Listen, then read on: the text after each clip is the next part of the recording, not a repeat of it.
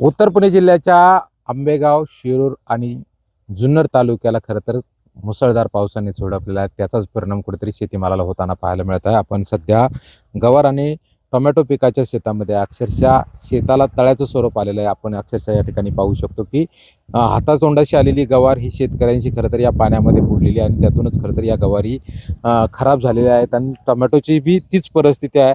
अक्षरशः बांधणीला आलेलं हे टोमॅटोचं पीक या पाण्यामुळे खराब झाल्याची परिस्थिती आहे. आपल्यासोबत या ठिकाणी या भागातील शेतकरी ज्यांचं शेत आहे ते आपल्यासोबत आहेत.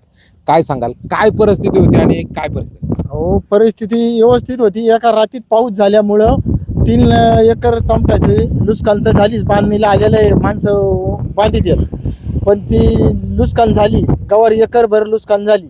जवळजवळ 3-4 लाखाची नुकसान झालेली आहे. एकूणच काय सांगाल, काय मागणी कराल शासनाकडे? शासनाच्या माग जलदी लवकरात लवकर शेतकऱ्याला अनुदान भेटलं पाहिजे.